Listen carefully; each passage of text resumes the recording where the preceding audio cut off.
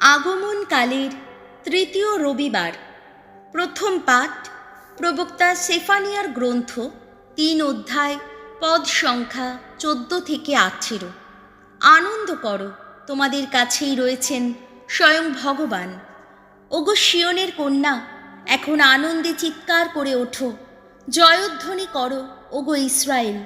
ওগো জেরুসালেম কন্যা, আনন্দ করো, মনে প্রাণে উল্লাস করো।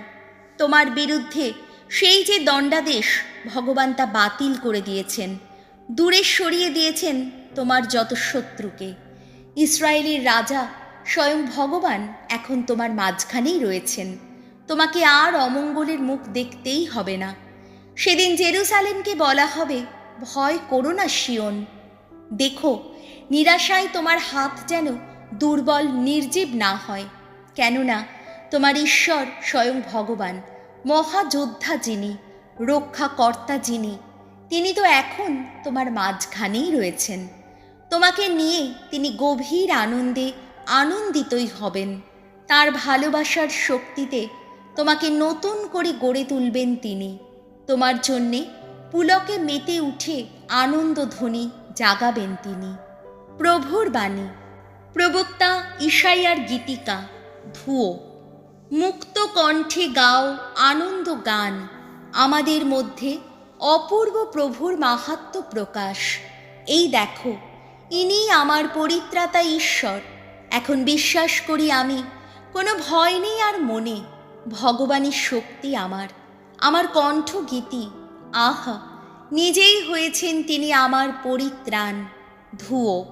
মুক্ত কণ্ঠে গাও আনন্দ গান, আমাদের মধ্যে অপূর্ব প্রভুর মাহাত্ম্য প্রকাশ।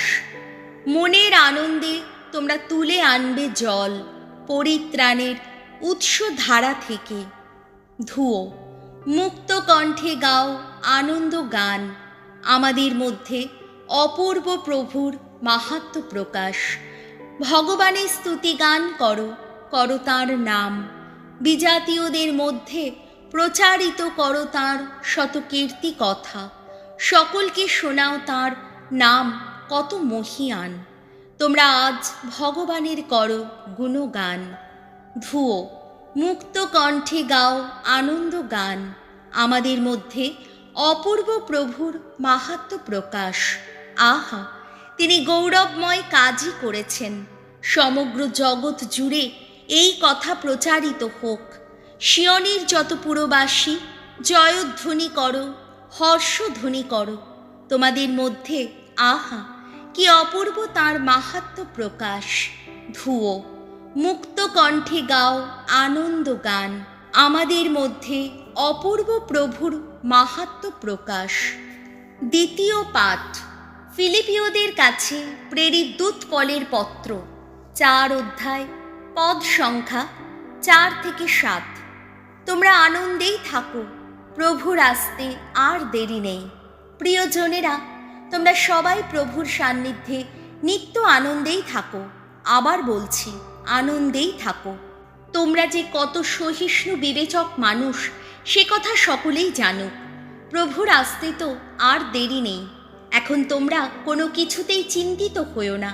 তোমাদের যাই ঘটুক না কেন, তোমরা বরং ঈশ্বরের কাছে প্রার্থনা ও মিনতি জানিয়ে, আর সেই সঙ্গে কৃতজ্ঞতাও জানিয়ে তাঁর কাছে ব্যক্ত করো তোমাদের যা কিছু আবেদন।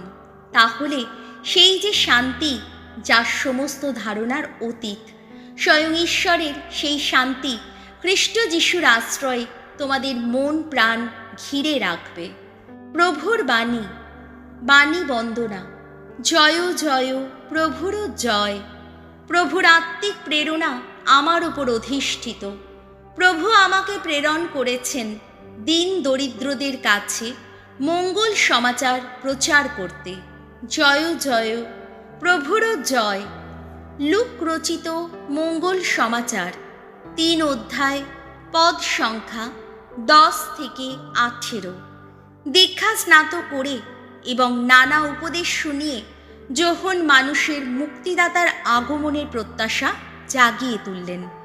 যে লোকেরা ভিড় করে যোহনের হাতে দীক্ষাস্নাত হবার জন্যে আসত, তারা তাকে জিজ্ঞেস করত, এবার বলুন, আমাদের কি করা উচিত? উত্তরে তিনি বললেন, যার দুটো জামা আছে সে বরং যার কোনো জামা নেই তাকেই একটা দিক, তেমনি যার খাবার আছে সেও তা অন্যের সঙ্গে ভাগ করে নিক। একদিন একদল করগ্রাহকও দীক্ষাস্নাত হবার জন্যে তার কাছে এলো। যোহনকে তারাও বলল, গুরু, এখন আমাদের কি করা উচিত?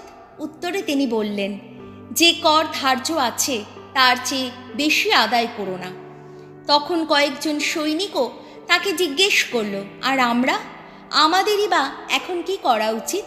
তিনি উত্তর দিলেন, তোমরা কারো ওপর জোর জুলুম চালিয়ে কিছু পাবার চেষ্টা করো না, কারো নামে মিথ্যে অভিযোগও এনো না, তোমাদের মাইনেটুকু নিয়েই তোমরা সন্তুষ্ট থেকো। লোকেরা তখন প্রতীক্ষায় উন্মুখ ছিল। যোহনের সম্বন্ধে সবার মনে এই প্রশ্ন জাগছিল, তিনিই কি সেই খ্রিস্ট নন? তাই যোহন এই প্রশ্নের উত্তরে সকলকেই বললেন, আমি তো জল দিয়েই তোমাদের দীক্ষাস্নাত করি, কিন্তু এমন একজন আসছেন যিনি আমার চেয়ে শক্তিশালী। আমি যে তার জুতোর বাঁধন খুলে দেব সে যোগ্যতাও আমার নেই। তিনি কিন্তু পবিত্র আত্মা ও অগ্নিতেই অবগাহন করিয়ে তোমাদের দীক্ষাস্নাত করবেন। ঝাড়াই বেলচাটা ওই তো তার হাতেই রয়েছে তার খামারের সব কিছুই ঝাড়াই বাছাই করতে। যত গম তিনি তুলে আনবেন তার গোলা বাড়িতে, তুষগুলো কিন্তু নেভে না এমন এক আগুনে ফেলে দিয়ে তিনি পুড়িয়ে ফেলবেন। সেই সময় এই ধরনের আরও অনেক উপদেশ শুনিয়ে যখন লোকদের কাছে মঙ্গল বার্তা ঘোষণা করতেন। প্রভু যিশুর মঙ্গল সমাচার।